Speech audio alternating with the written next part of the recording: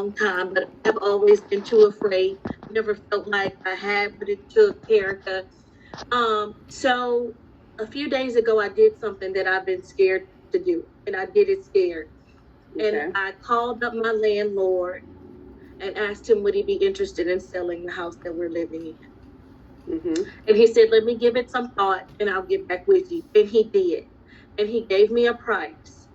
And I'm a newbie to this, Terica. I don't know what to do next. I don't know where I'm going, but I did Well, it. I'm glad I right. made the call. Help me. That's right. Closed mouths don't get fed. Let me ask you a question. Did you like the price? I did. I know we have to get it appraised. There's a lot wrong with the house. Um, Mm-hmm. I guess it's a good price.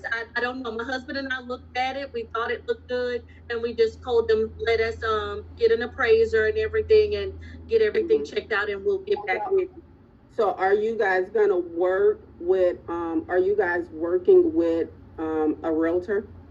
Or are No, you just going direct with the owner? we're going directly with him. Okay, so my first advice would be if you guys agree to the price that he presented to you, then reach out to a real estate attorney and see if they can write a contract for you. One that you're going to hire, not him. Okay? One that you're going to hire. And the reason why I'm saying somebody said get a realtor. That may be the solution, but sometimes if you do, like if she already went to the seller is going to be like, why would I pay a realtor? Like I'm not about to pay a realtor no commission, right? So if that is the case, and he don't want to pay a realtor, then what you want to do is get a real estate attorney and get the real estate attorney to draw up the paperwork, meaning the contract. Don't you do the contract. Don't do a contract you find offline. Don't sign a contract the seller going to give to you. Get an attorney that you find that you feel like you can trust, that does real estate title work, that practice real estate law, and get him to write the contract for you. Let them know what the terms are. Let them know how long you want your due diligence to be. Your due diligence is your inspection period. Okay? During your inspection period, normally that's anywhere from 7 to 10 days, depending on the area, depending on the property, it may be longer. Okay? But for residential, it's normally 7 to 10 days. Okay? During those 7 to 10 days, you get a licensed home inspector to come and inspect the property. Licensed, not your cousin, not your uncle, and not your brother, and not your husband. A licensed home inspector. Okay? Get them to do the inspection, get the report.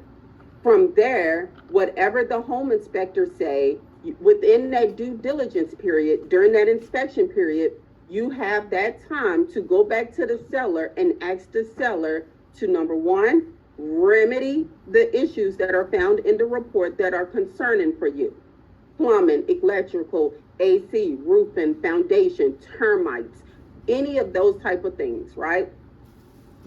Then once you do that, the seller is going to have a certain amount of time, probably whatever the attorney put in the contract, but normally it's 72 hours for the seller to respond and say, yes, I will fix everything that you asked for. Number one. Number two, I'm not going to fix anything that you asked for.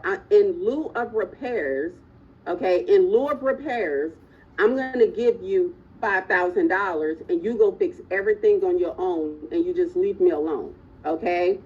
And or number three, the seller can say, I'm not fixing anything, you're buying it as is. And during that time, you have a decision to make. Do you want to move forward with the deal as is, knowing the seller is not going to fix anything? And or if the seller give you in lieu of repairs, are you okay with that dollar amount? And or are you happy that the seller said, I'm going to remedy and fix everything? Whatever decision you make from that point, is when you, after that, you're going to schedule the appraisal. Your bank is going to do that, okay? Your lender is important in this process because you cannot pay for the appraisal directly by yourself.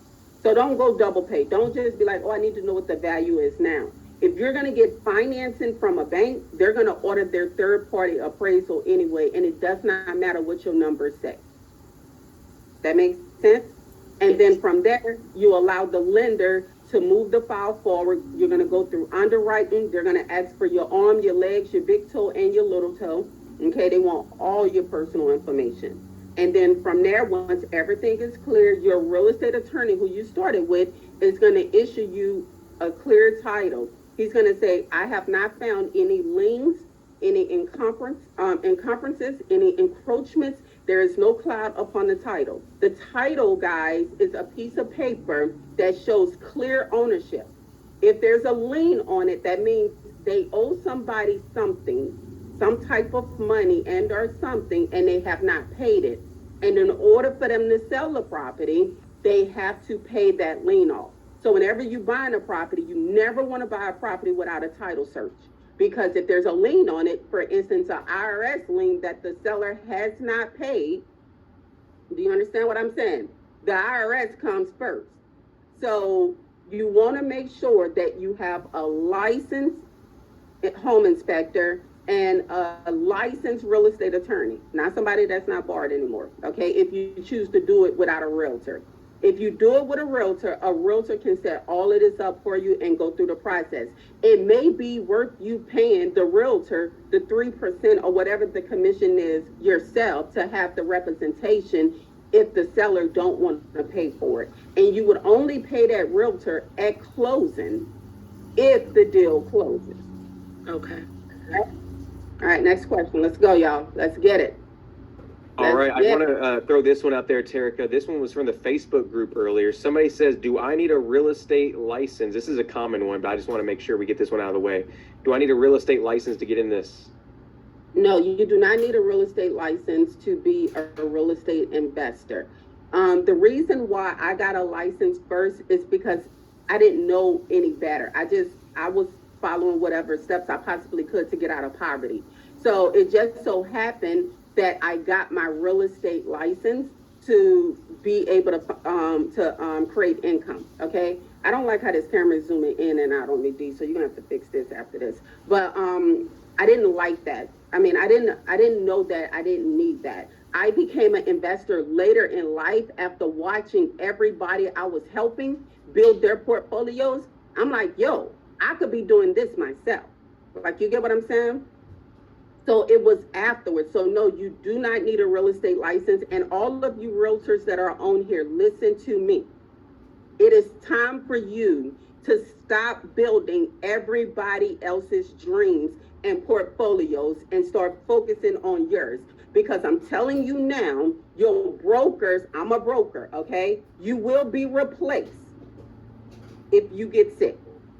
If you go out, whatever the case may be, you will be replaced. So go and create you some forever income while you helping everybody else create forever income. Okay? All right, let's go. All right, great questions, everybody. Great questions. All right, next up to the plate is Chris. You're up.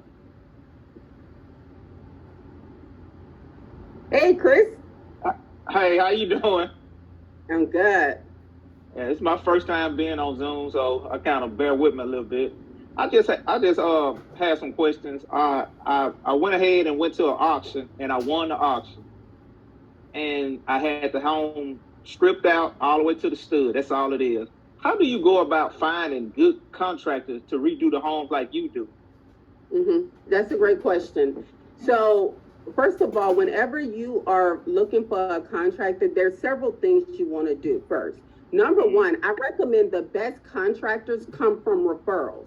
So if you're in a neighborhood and you see somebody doing work on properties, I would reach out to that resident or whoever it is, a neighbor or whoever, a friend, and I would say, yo, how is this contractor doing?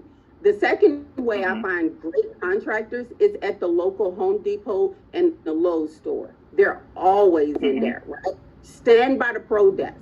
You will see them, okay? Whenever you make friends with the people at the pro desk. As an investor, they want to be a friend anyway. They call me whenever they have extra carpet and ceramic, whatever they want to give away, they call me and give it to me because I built such a great relationship with the pro desk, right? Build a relationship with your pro desk in your areas, Lowe's, Home Depot, and if you have any other lumber stores, whatever it is, you need to create a presence. The third way that you can find a really great contractor, these are going to be the most expensive premium contractors, right? These are going to be Okay. the ones that are on Google. Okay, Google is going to have the most premium contractors, but they're going to give you the most quality work. The problem is their numbers are probably not going to work within your bid because they're premium, right? But what happens is they always go someone else who probably can do it a little cheaper than them. So ask them for a list of referrals once you reach out to them. And most of the time, your jobs is too small for premium contractors. They'll say, oh, I got a buddy that does this. I can give you his phone number. You get what I'm saying? Yes, The ma'am. next, one question, but let me get to the next way you can get, right? You can go down to where they have the sheriff cells at in your area, the civil cells, where you bought your property from. That is enough. They are familiar with all of the investors there. When you network with other investors, they share contacts like that. So by going to meetups and going to the sheriff cells and the civil cells and all of these different opportunities to meet different people in the industry, that's the way to find the good neighborhood contractors. The next way is call your insurance agent, okay? Insurance agents have lists of contractors that they use to go and change out roofs, to change out sheetrock, to change out carpet, to change out flooring. So if you call State Farm and you say, hey, do you have a list of contractors that you could recommend to me? I need to get some work done in the property. They'll say, oh yeah, we have such and such. Another thing is, whenever you drive through new construction neighborhoods, all of those are builders. They work with nothing but subs. You get out your car, you can go talk to them directly. You get what I'm saying? Yes, ma'am. So it's so many different ways. I teach a course on how to interview a good contractor, and let me just give you 3 of those things from the course, right? Number one is you don't want to work with a contractor who don't have referrals. If he cannot give you a list of references, you're not going to want to work with him. Okay. Please, y'all, take my word, okay? I know that sounds harsh. I know you might be like, contractors come a dime a dozen to you. No, let me tell you something. If they can't bring you to some of their work that they have done, 9 times out of 10, they did not complete the job. They probably took the money. They gave the people hell.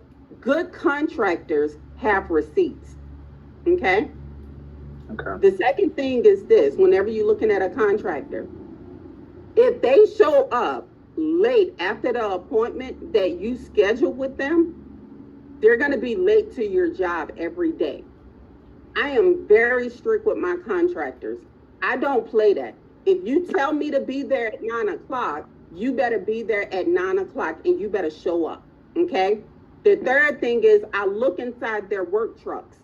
If they nasty, and they are, okay, and they dirty, if they got these water bottles and bags of chips and all type of dust on their consoles, they don't keep their cars clean, that is how they're going to keep your job site unorganized and in chaos. So what I do with my contractors is, if I notice that there's a contractor that's getting sloppy on the job, I go peep in their window and I say, oh, this is why they're sloppy, right? So I know that these sound small, but these are really big when you get into the field. Because if he keeps your job site dirty, guess what happens? The risk of someone getting hurt at the job site goes all the way through the roof. You see what I'm saying? And you don't want to end up getting because somebody getting hurt at the job site.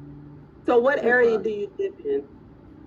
I live in Monroe, Louisiana. I just retired after 19 years. I worked for Mercedes-Benz, and I just decided to retire and move back home. And I'm just trying to, I guess, just build a portfolio and try to make some money without sweating. I done sweated my whole life and trying to make money without sweat. You know what I'm saying? As they say, a lot of us, only way we can make money if we sweat. I just, want to get out of that mind frame. Say I can make money while I'm sleeping. I guess if that makes sense.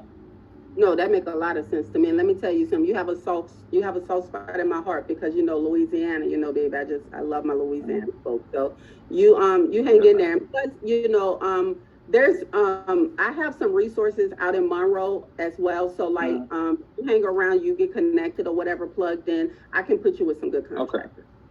Okay, I sure appreciate it. That's all I'm working. I got the money I saved to remodel it just fine. Like I done had the people just, BS me around, coming here, I meet them, they not there, and I just say forget it. And I was gonna ask you, do you suggest me finding one person to oversee everything, or you think a newbie can do it on their own, just individual contracts? Yeah, so that's a great question, but you only can ask one question. But I am going to answer that Okay, question. I'm sorry. Somebody else may want that question. No, you good, right? So, first of all, let me say this. There's project managers that you can put over a project, and you're going to pay them. But if you just retired and you want to learn this business, the best way to get into the game is by contact, right? So the same thing do you think you're a great project manager? You may not be. Let me ask that first. Do you think you're a good project manager? Yes, ma'am. I was a supervisor at my job. I oversee like 125 people, so I'm good with it. Okay, well, great. So then you don't need to pay that money out to somebody else because you already feel that you are a great supervisor that can supervise this project to me, right? Mm-hmm. So what I would tell you is that I would get one GC that can bring in all of the subs up under them, but I only have to deal with the GC because I'm not about to deal with 50 million men. I don't got, my personality too strong. These men be crying when they talk to me on the job site. I need to talk to one strong man that can handle your girl, okay? And then he go deal with all of the other people that work up under him. So when something is not right, I'm dealing with the GC. I'm not dealing with the subs. The subs don't even have a conversation for me. I'm only dealing with the GC because that's who I hired to do the job. He's responsible for everybody else he bring up on the site. Okay. So can you manage just the GC? Yes, ma'am. Yes, ma'am. All right, let's go. All right. Thank you. Great question, Chris. The next question came from the Facebook group. It says, is there a certain number or percentage in profit you're looking for in a deal? So that's a great question. Every deal is different, but you have to be more specific with your question, right? So if it's a short-term deal, like a flip project, I'm looking to be able to make anywhere from 20 to 50%, if not 100%, but normally 20 to 50% is a good rule for me to be able to look at with my flips, right? And I'll teach you guys the 70-30 rule later within the week. That makes sense? But right now, I'll tell you somewhere around 20 to 50 is with flips. When I'm looking at my passive income, when I'm looking at multifamily income, well, I'm looking to try to get at least an 8% cap rate. We're going to talk about that later in the week as well. That's going to sound foreign right now to some of you guys, but 8% cap rate is typically what I'm looking for. And then anything, over that, it's great. Awesome, awesome. Next up is Jackie. Hi, Terica. How are you doing? I'm good. How are you? I'm doing very well. Very grateful to be in the room. I wanted to ask you, if you have extra capital on hand and you're in the market today, what would be the single number one best investment you could make? Knowledge. Well, I'm in the room. So, okay. I guess in terms of is it Airbnbs? Do you go toward, just getting with a group of investors? What's the right move right now if you got extra liquid on hand?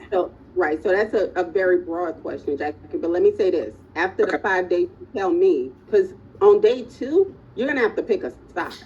Okay. A challenge. You get what I'm saying? So right now you're saying, hey, I got this extra money. What can I do? Well, I'm always going to invest in knowledge first. I'm always going to invest in that because right now I'm already planning to be a billionaire. So the money I'm putting out to be a billionaire right now, it's going to be insane to people who have that breadcrumb mindset. That makes sense?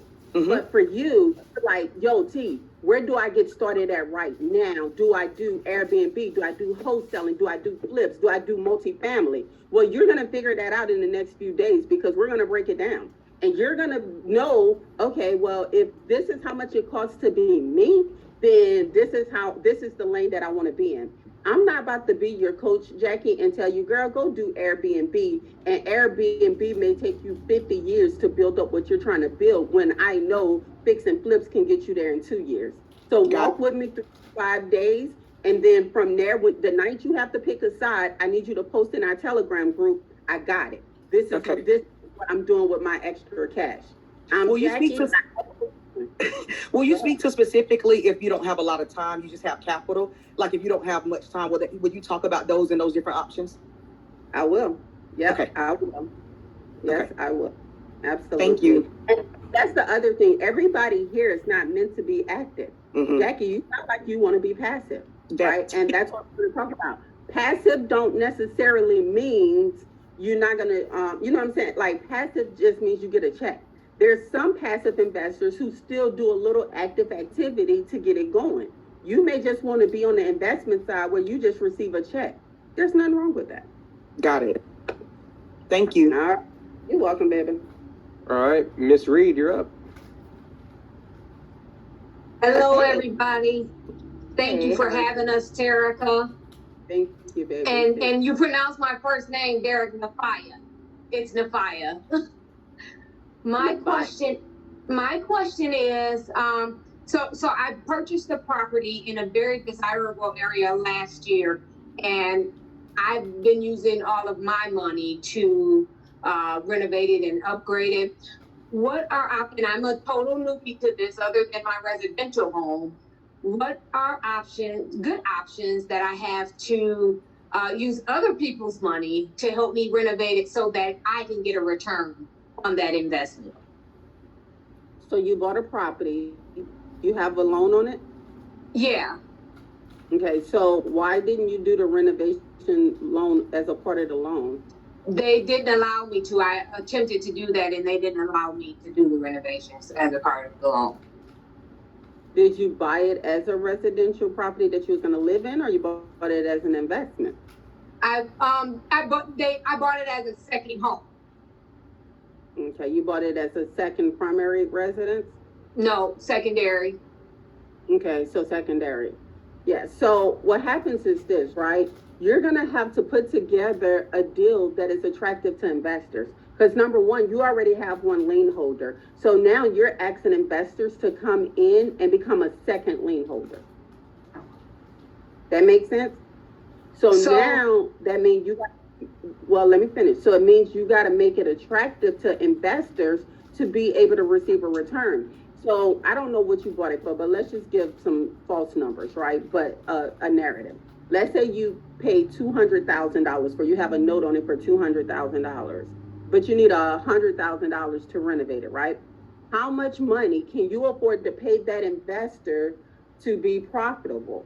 And are you gonna flip the property? The $100,000 is gonna be there for a certain period of time. Are you gonna pay the investor interest only on it while the money sits there, and when it sells, you pay it off? You know, what options can you create that can become attractive to investors? Okay. And just some background. It was an excellent price. It priced for over 200. I bought it for 90. And How much work does it need? it needs about, from what I've gotten from the contractors, probably about 40,000. It needs some new windows, and then the inside it was 30 years old, so the inside needs to be updated. Mm-hmm. So you bought it for 200,000? I mean, No, you said I paid 90, but it's worth over 200,000. It appraised for a little over 2. What's over 2? I think 210, I believe it was. Okay. So, all right. So, and how much are the contractors quoting? So for my current windows, they were like, No, the total. No, just the total. My total is at 42 and some change, 42,000 and some change with everything. All right, so I just did a quick rule that I'm gonna teach you guys throughout the week, which is called the 70% rule. You cannot be in this property more than $147,000. So when you take out 90,000, 147 minus 90,000, that is how much money you have to work with for your renovations, okay? So that's $57,000 is the max that you could have in renovations on this property for this property to make sense, okay? So right now at the 42,000, you're in a decent position. Maybe you want to look at finding a partner that can come in and pay the 42, and then y'all split the profit 50-50 since you already got the loan. You get what I'm saying? Maybe you Okay. can do JV agreement that way, and then you gonna, like, it sounds like you're gonna flip it, right? 210? Yeah, I'm gonna rent it. I'm gonna use it as an income property to bring me income back. You need to go back to the bank then, baby, because Okay. there's investors are not gonna wanna, like, they're gonna, if they put that kind of money in, they're gonna want it for, a great period of time. Stephanie, is that somebody sleep on the screen? Can you move them off my screen? That's gonna distract me. Y'all, I'm so transparent, y'all gonna love me at the end of this, okay? Yeah, so, at the end of the day though, go and look and see about doing a refi deal, okay? Okay. And Thank see you. if you can, no, let me finish. See if you can do a cash out refi deal. Okay. And go, and see if you can pull the renovation money from that and then be able to rent it out once you finish. Okay. Thank you so Yeah. much. You're welcome, baby. All right, next up, Deborah, you're up to the plate. Hey, Deborah, you was patiently waiting. Hi. I saw you at Millions last week. Girl, fire. Thank you so much for your obedience, really. Bottom line, your obedience. Mine is really quick. When you talk about building communities, right? It's like, are you putting the businesses in there as well, or just houses? That's a great question. Yeah. You want to build communities? I do. I own childcare centers, and I just feel like parents, like if you got affordable housing, that they would need, childcare, that they need the knowledge of leadership, all of that. So yeah, I'm real interested. Remember this, if you build it, they will come. Amen. Yeah. If you build it, they will come. So Okay. what does that mean, y'all? What does that mean, right? Whenever I say I'm building communities, I'm building the infrastructure. The people are coming to buy it and or lease it. That makes sense? Mm-hmm. So for instance, we have, right now we're working to get in, some grocery stores in that area, right? I'm willing to build the infrastructure. I'm willing to build the 15,000 square foot building that they may need to put a grocery store there, or 25,000, whatever that square footage is, right? And then I'm gonna do a long-term lease agreement with them for 30 years. And for 30 years, they're gonna pay me on top of whatever it costs me to build that, to be able to have that parcel of land. A lot of people don't know Walmart rents the land that they own. A lot of people don't know that. If you ever see partials for build to suite or build to suit in your area, that means that there's a landlord there willing to build the infrastructure for the tenants to come in. So when you see these abandoned Walmart buildings, you're like, oh my gosh, how could they just abandon these Walmarts? They're not abandoning Walmart. They abandoned the landlord after 30 years because their lease is up. Gotcha. That makes sense? Makes sense. So if you build it, they'll come. So when I say I'm building communities, I'm building infrastructure for people to be able to come to it. Gotcha. Great question. Thank you. You're welcome, babe. All right, Michael, you're up to the plate. Hey, Michael. Hey, how you doing? I'm good. Awesome. Well, I appreciate you. So, I just have a quick question. I've been, studying real estate, so I'm super, excited about the next 5 days to learn as much as possible. Currently have 3 properties that I own now. Wait, give him some fire in the chat right now. This brother just said he have ownership. This is what we're celebrating in this room. We celebrate in this room. Let's go. Yes, for sure. So like I said, super excited about this next 5 days. So the question I have, like you said, you're very transparent. I'm very transparent as well. So my question to you is, at the end of this opportunity, or at the end of our trip to Atlanta, which I already plan on going, already got half of that set up, ready to go. So will there be an opportunity to invest directly with you as a partner?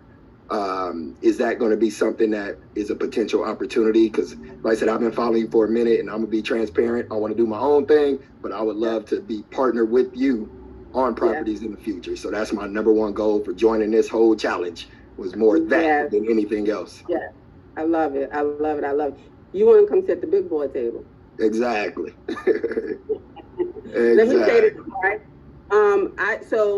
What I do is I do invest with my inner circle, period, right? And there will be a chance and opportunity for people to apply. At that moment, at that point in time, yes, I do invest with my inner circle. I don't invest with strangers. I don't do deals with strangers. I don't know strangers. So I invest with people that I know, that I connect with, that ask my inner circle. They probably own here, right? The red circles are them. That means that if I have a deal that makes sense, I bring it before them and say, hey, do y'all want to sit at the table in this deal with me? That's simply how it goes. If I don't know you, just in all transparency, I don't need your money. So I won't do business with you. And I have a ton of people that throw me money just because they want me to go and grow it. And I'm not here to work for people money. I'm here to build relationships.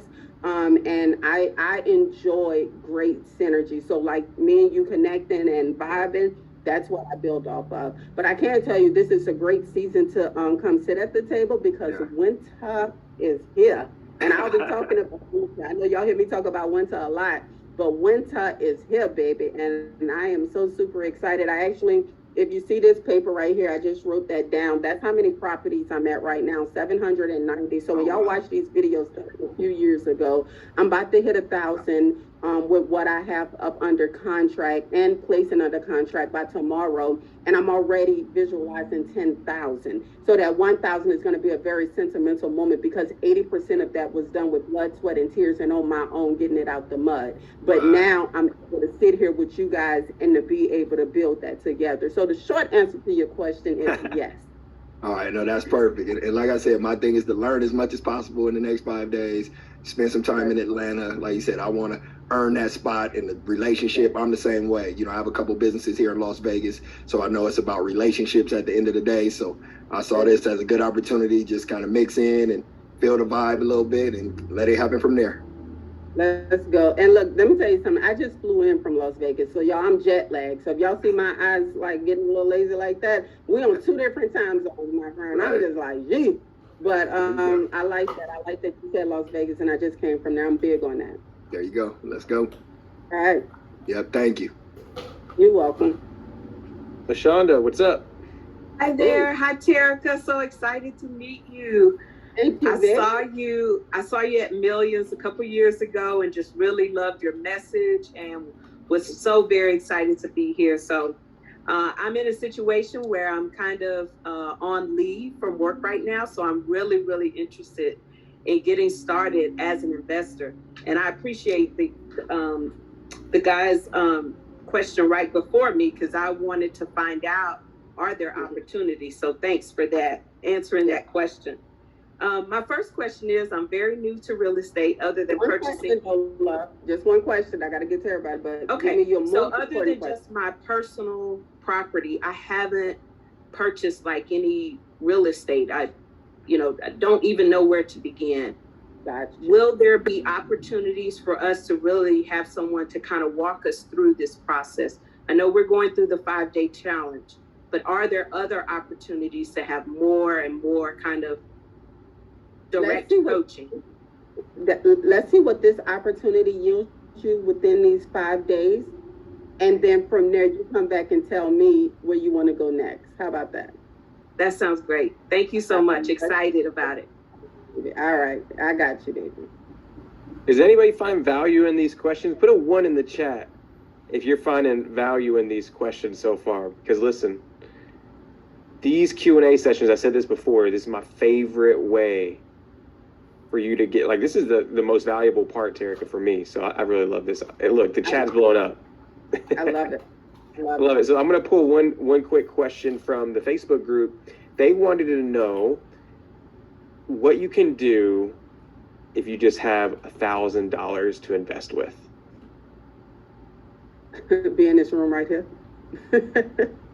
Be in this room right here and take every single note and build every single relationship and get out of your own bank account and out of your own pockets. Because a lot of the times that's the problem. We've been taught to look to see what we can do on our own. But sometimes it may take a few other people with us that have $4,000 or $5,000 that we can put together and build a great partnership and to be able to build to the next level. So what I need for you to do is stop looking at that $1,000 and start looking at the opportunities that you have before you and the people that's around you and the relationships that you can build around you.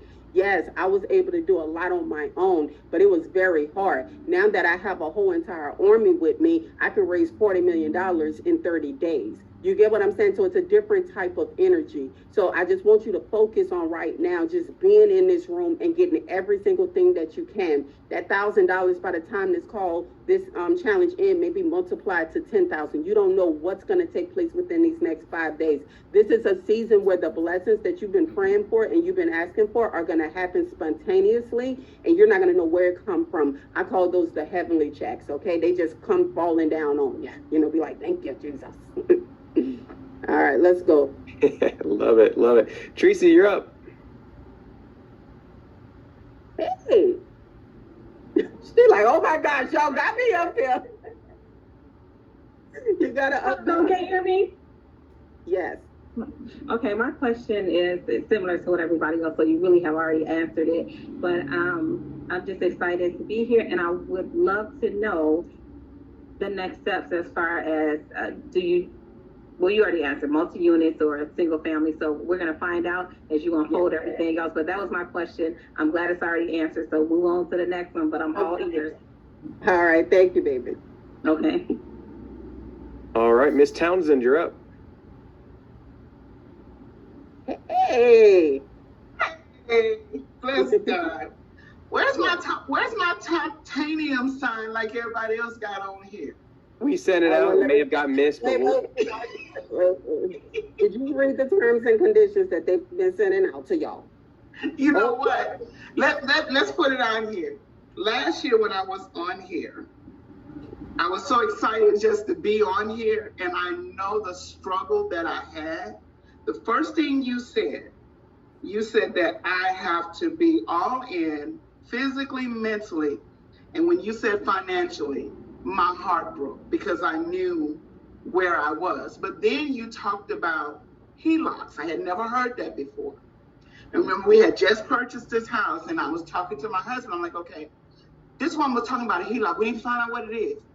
And so my mindset was, okay, God, how do I get myself out of debt to where I can be what you want me to do and what I know I need to do? We did a HELOC, and we pulled out enough money to pay all of our credit card debt off and just have that one bit. I know, I'm sorry. I didn't know. Couldn't talk to nobody. I'm sorry. I thought I was doing good. You took part of my advice, not all my advice. But okay, let's go. I mean, it was just, here's the thing. You remember, he has a TBI, so all that pressure was on me. Yeah. So I was trying to balance it out to where I could breathe, and then we could revamp. Now I'm in a better position because I'm in a different job and things are looking a whole lot better. I need to now, we're trying to find the right property. I don't know whether I saw a fix and flip down the street. I don't know, whether to look for some land to build some duplexes, but I know I need some doors. All right, so let me ask this, right? You said you did the property challenge last time, right? Yes, ma'am. Tell me your clear exit plan right now. My clear exit plan is I have to have 50 lots, 50 doors in the next 5 years. I want to be able to give 5 to my daughter, 5 to my other daughter, and we have 40 to build on. In 5 years, I would have maxed out my mindset to where I can start building commercial property. There's some land around there that I want to actually put. Your exit plan on it. This is how I coach. You said you need 50 doors. 50 doors. Why are you asking me about a fix and flip? I didn't know. I thought that was a quick way to be able to get the money to pay my HELOC off to get out of there. Right. So that's what I'm saying. So I didn't tell y'all to go get a HELOC to go get back in debt. Like No. the HELOC is for you to go by income, so you can be able to pay for those liabilities that were accumulated before then, right? But let me say this, if your exit plan is 50 doors, how much income with those 50 doors are you expecting? And guys, we're gonna break this down throughout the week. I'm only challenging her right now because this is her second go round, and I'm not gonna take it easy, okay? No, I don't want you to take it easy. My goal is my goal is to replace my income, which is 18,000. That's 10,000 from me, and then I have 2 foster children that I love. But we're believing that in 2.5 years, when our daughter graduates from Talladega, we can close that down and be strictly doing investment property. So my goal is 2.5 years. So 18,000 a month. 18,000 a month. Yes, ma'am. That's my finance right now. And then his disability. So I don't count that. So I do about 11,000, and then we get 82 from my fostering. So that right there, I want to replace it in 2.5 years when my daughter graduates. I don't want to be working for nobody. I don't want to be. Well, how much is that per door? But how much is that per door? How much is that again? How much is that per door? That is $1,500 per door is what the average rent is in DeSoto, Texas, and Dallas, So that's Texas. your exit plan is not clear, my love. So what we're gonna do tomorrow is start completely over. You already exited the HELOC, so now I gotta work twice as hard now to build you back to where I could have had you before that HELOC. That makes sense? Yes, So ma'am. right now you telling me at 50 doors and $1,500 a month per door, that's $75,000 a month. That's not 18,000 a month. So what we got to do is we got to define your clear exit plan, how many doors you need clearly to be able to replace your actual income, and then we can help you start going from there. Right now, your exit plan is not clear to me. It sounds like you're taking a lot of detours right now, and that's why you like, yo, I'm paying off these bills, I'm paying off that bill. We need to stop. I'm not telling you guys to mess up your credit score and not care about it. I'm telling you to keep paying your bills, but stop being in a rush when we get a large sum of money to go run and pay off Visa and Discover and American Express, who is multi-billion-dollar companies, and we just got this little small lump sum that we can possibly try to multiply and grow and then be able to go take care of all that. I told y'all for every last bill, I have a building. She said she need $18,000 a month. If I was to lose everything today, I only need $5,000 to be Terica Lynn Smith. I only need $5,000. I don't know how y'all living. I'm not living in a big old mansion. I do drive a Bentley. I drive a Yukon. I drive a few cars. I still got my blue car, my original blue car that I've been having, right? But I'm not here to put all of my money in other multi-million-dollar organizations when I'm not even there yet. So if I agree to pay them $100 a month because they gave me $10,000 in credit card debt, I'm gonna keep paying that $100. And when I get another lump sum, guess what I'm paying? $100 to them so I can get to the next level. In commercial funding, they're not really looking at tax returns and things like that. They're looking at the deal and your credit scope. So if you can work, and we're going to have a funding call, we're going to get y'all some money on this challenge in the next few days. Some of y'all going to have money that you didn't even know you were supposed to be having, because that's what we're doing. I want to see results during these 5 days. This challenge is going to be bananas, right? But when you get that money, I need for you to be a good steward of that money and don't go suffocate the seeds and put them back into debt. And then you still sitting here twiddling your thumbs trying to figure out how you're going to buy income. It don't work like that. But I got you, baby. I'm here. You stay here. Okay. You keep being around. Yes, ma'am. Thank you. All right. You're welcome. All right, Miss Lewis, you're up. Hey, Miss Lewis, how you doing, baby? Hey, hi, Terica. Girl, them edges are whapping. Okay, I'm not even about to lift my hat up. She got on here. She ain't come to play with them edges, baby. They are laid. They was laid for church. Okay. But honestly, let's go. I feel like some of my questions was answered already, but I still wanted to just say hello to you. And I don't know a lot about real estate. crazy because just this year, it's been prophesied to me that I was going to get properties debt free, which I'm in debt, so I don't even know. I don't know. I joined this challenge by faith. So my thing would be like, what would you tell somebody that knows nothing about real estate? That's so good. Let me tell you, just stay in the room. Just stay in the room where the knowledge is. There's power in proximity. Okay? So you just being here right now, did you not learn a few things? You didn't know? Imagine after 5 days, you're going to be dangerous. We giving away a property. That might be yours. I don't know. I didn't prophesy it, so I don't know. But I'm just saying, we giving away a property. If I was you, I'll start claiming that. Some of y'all on here need to start claiming that property. You only could get it if you're in Atlanta anyway. I don't know if they told y'all that, but you can't be no show. Your name get drawn, you're not in the room, we going to the next person, okay? All right. But you stay in the room, baby. And don't cry, just make me all emotional, okay? We're not doing that today. We'll say that for day 2 or 3, right? Yeah. All right. Miss LaToya. Hey y'all, hey Terica, oh my God. All right, so I'm in Louisiana. I saw you at Millions last week. What's up? What's happening? Yes, so I am a mortgage lender, so I'm like wanting to just shout it from the rooftop. Yes, please don't use their limit for debt. But anyways, my question is regarding the fix and flip. So how often, or is it ever an issue where you're running into the anti-flip rule where you got to hold a property longer? And if you do run into that by selling it to like individuals, do you navigate or do you have a strategy around like, okay, I know I'm gonna have to hold this for 90 days? That's an experience question. This is an experience question, guys. So for those of you who know nothing about real estate, just write down like you know what we're talking about. And then in a few days, probably it's gonna make sense to y'all, right?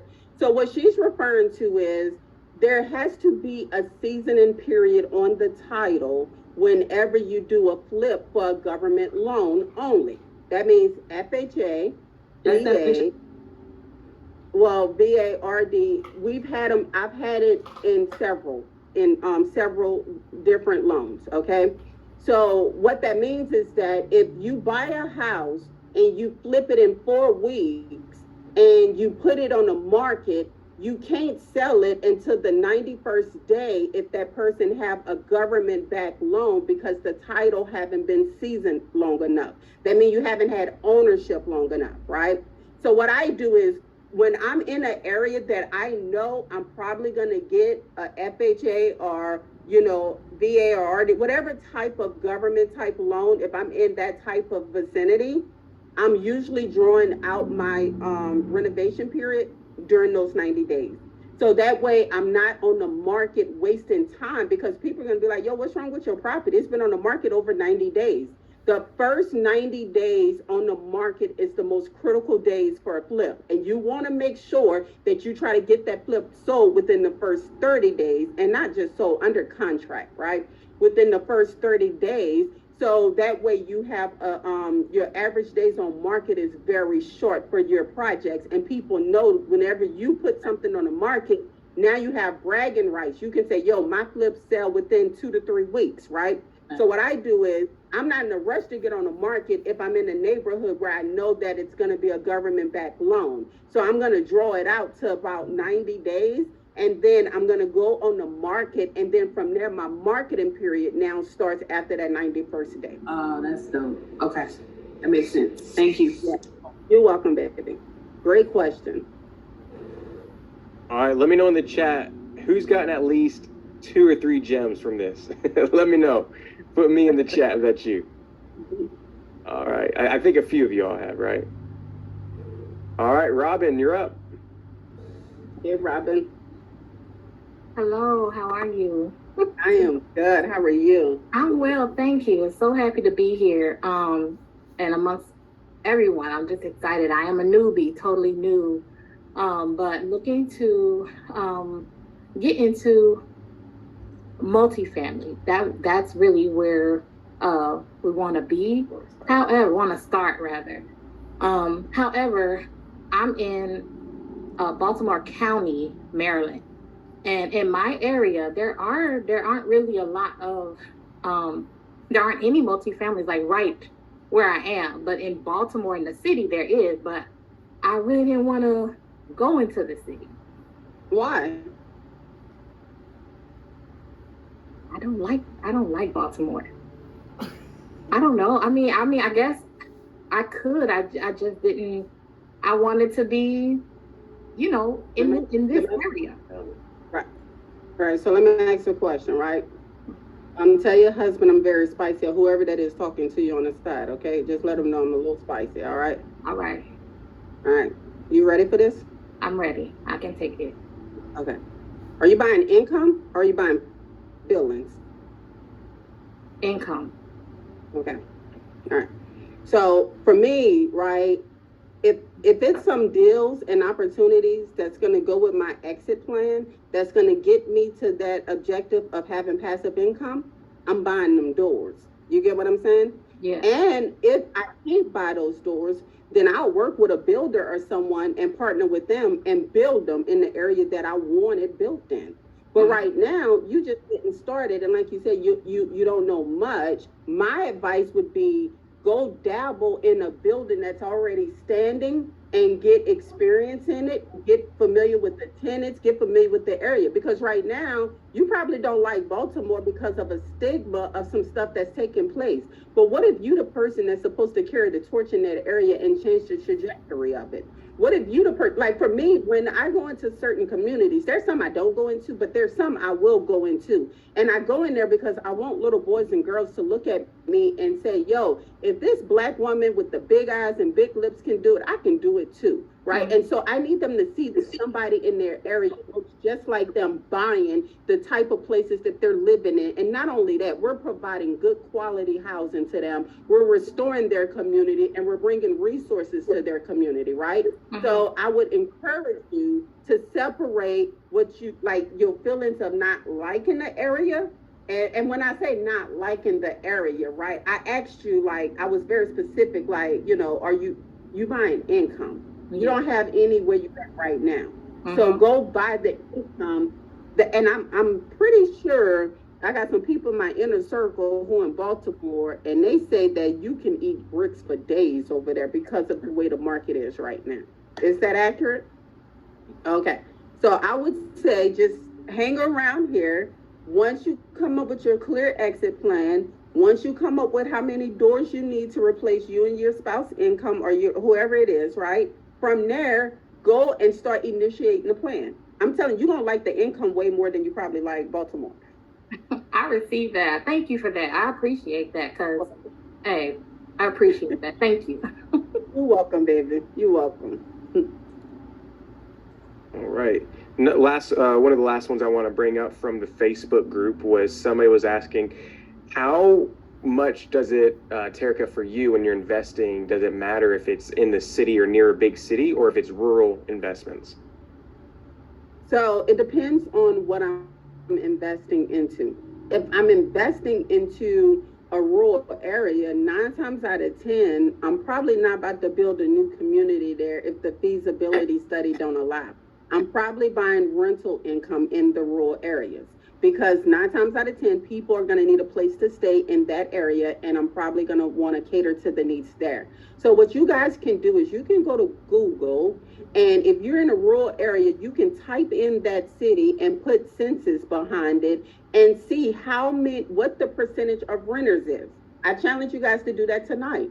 If you live in a little small country, go see what is home ownership versus renters. If home ownership is higher than renters, you're probably going to want to look at probably fixing and flipping and building communities, right? If it's lower in a rural area, you're going to want to look, and the tenants are more higher, there's more tenants in the area, then you're probably going to want to go and buy rental properties because that's what that market is. You don't want to go build new construction in a renter's community. I promise you, you're going to be frustrated and you're going to end up renting it out anyway. Did that answer anybody's question? Did anybody else have that question going into this? All right. Okay. Holly said, yeah. Okay. A few of y'all. All right. Ashley, you're up. Hey, Ashley. Oh, oh, there she is.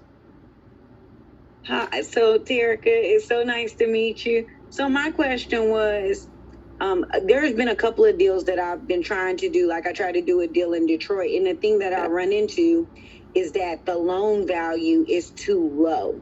And so what they end up telling me is, and you know, when we already have a home, so they'll say, well, this is 70,000. We can't go, the loan is too low of amount. It's a small budget loan amount, so we can't do the deal. And so I end up getting like all the way to almost to the table, and they'll say, oh, we can't do the deal. So I think like when I'm looking at stuff, they'll say, well, you need to go up to like 100,000. And then when I go up to that number, the down payment that I have to make because I already have a home is like 25%, even though we both have great credit. So, I mean, when you're going into deals that are like 70,000 or 60,000, they're doing small money deals. How do you go about getting those completed? That's a great question. So 70,000 is not a small loan. I know lenders, I have lenders that can go all the way down to 50. When you go below 50, then it becomes a problem because it's like, yo, that's not a large amount.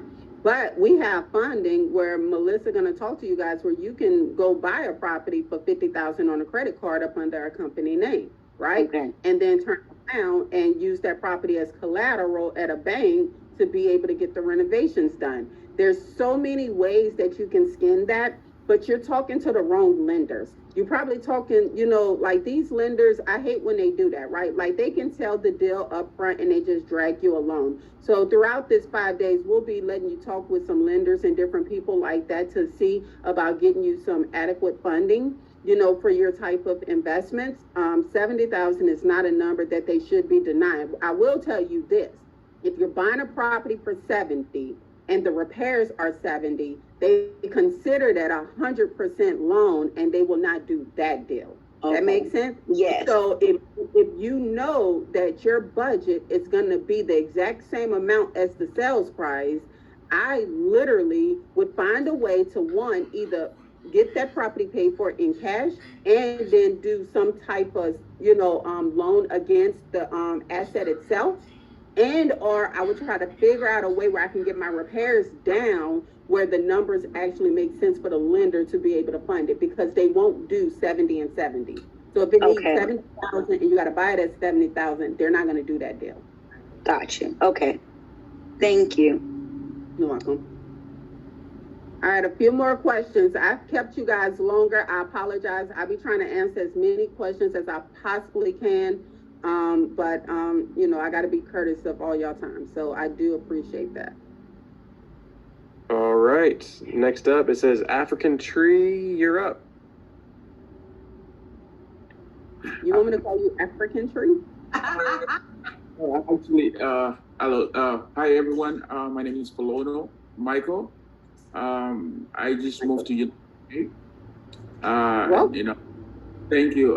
We do our property in Africa, so I have no clue whatsoever about the system here.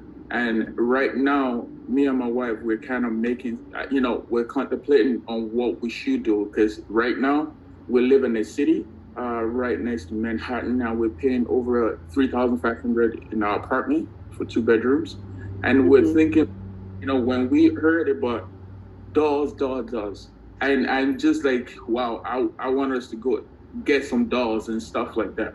But then my wife was like, should we get a doll to stay here, or should we just go get like a family house or whatever, and then we can rent that out? So that's the question. But we want to at least have before the end of the year, we're looking to get like between 3 to 5 dolls if it's possible. I definitely recommend probably, and we'll talk more about this throughout the 5 days. You guys probably want a house hack. Maybe you can find something in Manhattan that's, you know, multiple units, right? Meaning a 4-plex, and you can still get a, you know, maybe do a subject to, right? And so a subject to means that you can offer to take over the owner's payments of a building and pretty much have the ownership placed over to you in a subject to deal, right? So you'll be taking over all the mortgage payments and everything like that, taxes and insurance, and then you can probably rent out the other portion of the building to other tenants and, you know, still be paying the same amount of rent that you're paying with just one property. So we'll talk more about that. We'll talk more about subject twos and things like that. But I know there's going to be some owners in New York that's going to be looking to do some subject twos and some owner financing and bond for deeds and credit sales. All of these are fancy words for taking over the owner payment. That makes sense? Yes, it does. It does make sense. And we'll break that down more. Go ahead. Also, we would like to know if we, of course, we would like to know if we can get in the inner circle. Your inner circles. You know, I love the deals. I was listening to your podcast with I forgot his name, Davis or something, and I love the idea and the concept of, because we barely even know anyone here, you know. So like we wanted to, you know, build community. So those are the things that we're looking into. So I want to know if possible getting your inner circle and stuff like that as well. So if we see deals, yeah. So the inner circle is currently closed right now. It is not open. There will be an opportunity to open it up through applications only, and then we'll be able to let you guys know from there. But yes, I mean, you definitely just stay around for sure. Right, thank you. And so welcome to America. Yeah, I'll change my name from African Street to my real name. That's right. That's right.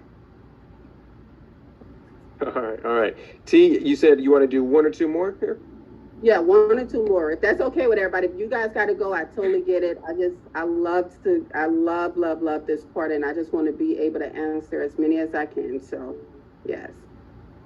All right, Tanisha. Hello, can you hear me? Oh, Tanisha, you've been so patient. I've been seeing your picture at the top of my screen. I said, oh, I hope they get her. Thank you. Thank you. Thank you. Yeah. Terica, to piggyback off the HELOC question, so I moved in my house 10 months ago. Is it too early to do a HELOC? No, not at all. Not at all. You can do a HELOC tomorrow. Okay, that makes me excited. I will wait. I will wait. Yeah, right. But yeah, sure. That was the easy question. But yeah, no, you can definitely do one tomorrow. Okay, perfect. So I will wait for the information that you provide so that I responsibly do my HELOC. That's right. All right, baby. Thank you. All right. All right, Miss Jones, you're up. Hi, good evening. It's so great to be here. I'm so happy. I'm so excited. Oh my God. I'm so excited to be here. Thank you for picking me. I've been listening to you with Shan, and I was just like, no, I got to get on this. I have been wanting to buy property for years. So my question, where I've been stuck is basically trying to figure out the market that I want to invest in. I've been looking at Florida, I've been looking all over the place, and then I'm just like overwhelming myself with the whole thing. So I'm like, oh my God, should I invest in Florida? Should I go to the top of Florida? I don't even know. That's my question. So is there a way that I can kind of narrow down my situation? You want to buy a state or you want to buy income? I want to buy income. Definitely. Focus on income. Focus on where income. Focus on where you can buy income at, right? If I came to you and I said, hey, I have a deal where we're probably going to make about $100,000 a year on the NOI, right?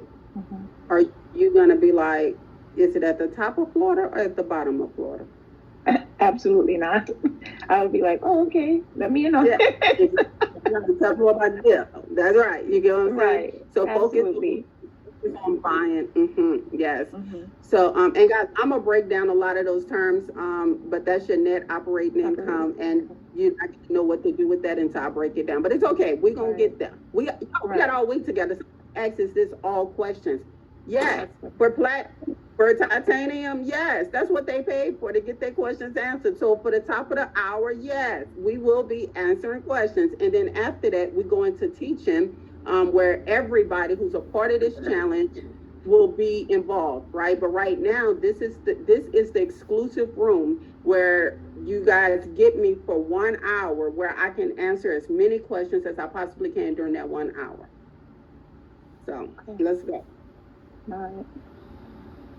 All right, let's get another one, Michael, and we out of here. All right, Cortez, you're up. Last but not least.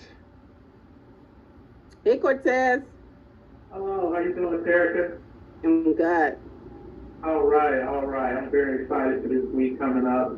I was interested in building the community side, and like I was wondering, did you have a formula for like if you like if there's not any deals with any off-market multifamily, like that if you decide to build some, with the amount of doors and square footage, is there a formula that that you have in place? Because I heard you say, I believe it was on Social Proof, something like to build a house, like you want to keep it at 50,000, or something like that. Did you have any formulas for other multifamilies and townhomes and things of that nature?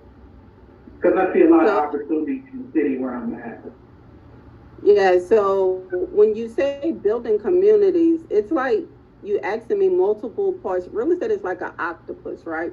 So when you say building, that's different than flipping. And when you say flipping, that's different than developing. And when you say developing, that's different than buying multifamily. So I'm just trying to figure out exactly what is it that you want to do in the community.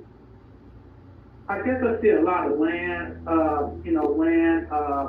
where I'm at, and I'm interested in probably building the multifamily homes, or apartments or townhomes or something like that. So that's a great question. So I don't do any type of ground up work without a feasibility study. Okay, put that in the chat. Feasibility study. All developers start with a feasibility study. The feasibility study tells us the highest and best use for the land in that area.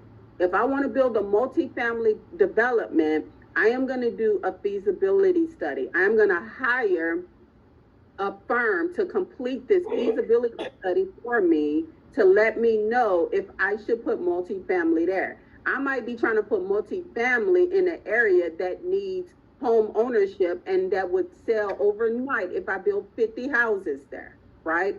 So I'm gonna focus on my feasibility study and getting the highest and best use of that land. Okay. All right. Okay. I really appreciate it.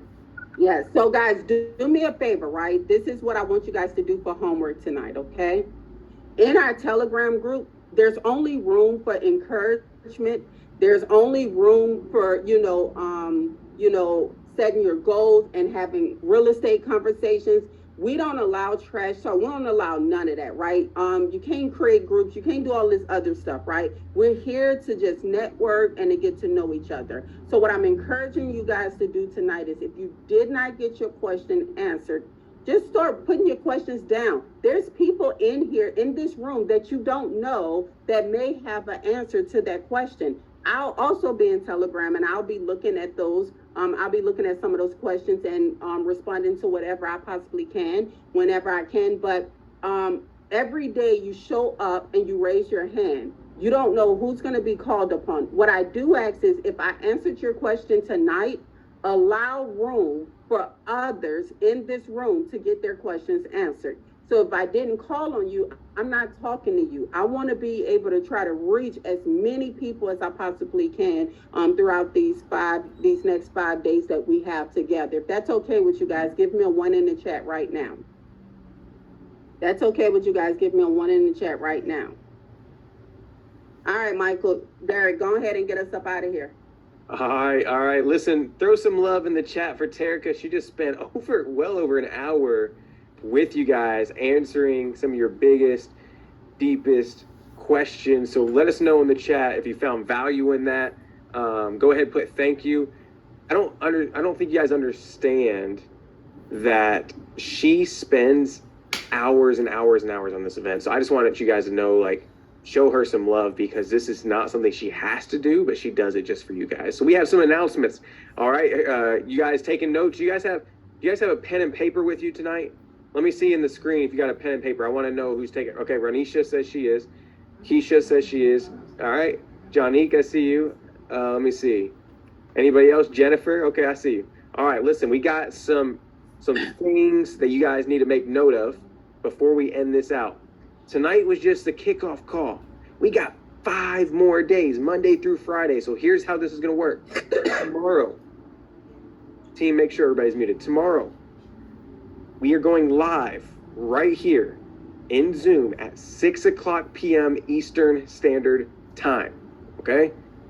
We're going to go live for an hour with Q&A. Again, what we just did, we're going to do that for an hour, and then we're going to transition. You guys will stay in the same Zoom room that you're in during the Q&A, but we're going to transition to a teaching for an hour with Terica, okay? So what that means is that you guys are going to have the chance to not only get your questions answered again, but you guys are going to also have the chance to hear for like 45 minutes to an hour Terica start teaching you how to leverage real estate to build generational wealth. All right? So that's going to go from 7 to 8, those main sessions. This is every day, Monday through Friday. These will be recorded, but we encourage you to show up live. Why? Because we know you're going to experience the most power when you show up live. Plus, these are only available until Sunday night at midnight following the event. People be like, Michael, why are you taking down the challenge recording so soon? Because we know that if we let you have a year, guess what? You aren't going to watch them. Am I right? If I say, hey, you have unlimited access, how many times have you guys got unlimited access to something and never went back and actually watched it? So we put a limit on it because it's only for your good. Not there's a quote I'm going to read right here. It says, if you don't take action today, then what makes you think you'll take action tomorrow? Right? That's the kind of premise behind that, is we want you guys to take action fast. So the recordings will be inside of your virtual portal, your VIP, your platinum, your titanium. So you guys have access, and I'm going to drop this in the chat right now. We have a virtual portal that you can literally tap into and find the recordings. Now, it takes our team a little bit to upload the recording, so give us some grace. But in the chat, you're going to see a link I'm spamming the group with. Click that, and you can create your virtual portal. All right? Now, some of you all, you're here, and you're like, Michael, but I can't find the titanium and platinum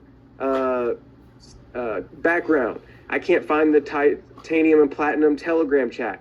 As soon as this ends, we're going to have an email out to you within 10 minutes that has all the additional information just in case you missed it prior days, okay? So just watch your email inbox, check your spam, check your junk folders, because we're going to go ahead and make sure you have all that tonight. Does that make sense? Give me a thumbs up in the camera if that makes sense so far. Are we good? All right. Lastly, we are not letting you guys leave this room without taking action. That's what this is. The reason why we call it a challenge, you know that, right? Is because we're going to challenge you to do something. That's why it's called a challenge. So tonight we have some homework, and our team is watching. Terica, believe it or not, Terica reads, I want to say, I can't guarantee everything, but she reads almost 100% of the posts and watches a lot of the videos in there. She tries her best. This is what we want you to do. We want you guys to go live and introduce yourself tonight. Some of you all already have. Some of you all haven't yet. So what I want you to do, homework number 1, is to go live in the Facebook group. Team, go ahead and drop the Facebook group in case somebody doesn't have it. But join this group, and I want you to go live. Not make a post, Keisha, all right? Sade, not just make a post. I want you to go live, get out of your comfort zone. I know what all y'all are like, but I'm an introvert, Jay. That means you too, my brother, all right? I see you. So I want you guys to go live in the Facebook group. It doesn't have to go long, but this is what I want you to do. Introduce yourself and share why you joined this. What made you purchase this ticket? I promise you, when you put yourself out there, one, you're going to meet some amazing people. People will be, oh, you're from Las Vegas? Me too. Oh, you're from Atlanta? Me too. I didn't know that. Right? You're going to start building a network. And then 2, you're going to start pushing yourself out of your comfort zone, which ultimately is, as you know, better for yourself, better for the community. So get out of that comfort zone. So everybody get it. Homework number 1 is to go live, not later, not tomorrow, as soon as we end this session. Put a 1 in the chat if you understand that, if you're going to do that. All right. April, that means you too. All right, next thing of homework. Next thing of homework, real quick. This is the last one. I want you guys, I'm big at keeping goals in front of you. Tonight, I want you to write down. I want you to write down on a piece of paper 25 times. I am making 6 or 7 figures, whatever you want to put on there, 6 or 7 figures through real estate in 2023. I want you to start getting like you guys you're actually embedding this into your mind. Keep that with you all week. I'm making 6 or 7 figures in my real estate business in 2023. Keep that embedded in your mind. Keep it in front of you this week. Put it on your dash, put it on your mirror, put it somewhere. And then when you're done, take a screenshot of it and put it in the Facebook group. We want to give shout outs to people. All right, so homework number 1. Homework number 1. Go live in the Facebook group. 2, take those affirmations, write them down 25 times. No typing. For all of you guys that typing, no cheating. All right. Write it down 25 times. Share a screenshot of it or a picture of it and put it in the Facebook group. All right. We good? All right. Listen, we got an exciting week. We got an exciting week planned out. You do not want to miss a session. Guess what? I can count on my probably 4 to 5 surprises or more for you all this week. So if I can encourage you guys to do anything is do not miss a session. Make this week for you because I promise you we have several gems we're going to be dropping and sprinkling throughout the week. And if you miss it, you're going to be very disappointed. So listen, team, Derek, do you have anything else, my friend? I want to make sure I'm not missing anything. Make sure unmute yourself and let me know if I'm missing anything. Look, hey, you guys are amazing. Y'all have been awesome all night. We've been cracking up reading, the comments. You guys are quite a funny group, I'll say that. But listen, one thing I appreciate is that you guys are hungry. And man, there were moments where the chat was super chill because everyone's taking notes. Listen, I can't stress enough how important that is. We do it, so you guys doing it blesses us completely. But listen, smash that homework. You guys, we're going to be running this thing back all week. So nothing else other than that. I think our DJ's ready to bring us out here. So you guys be blessed, and we'll see you tomorrow afternoon. Peace. Go do that homework.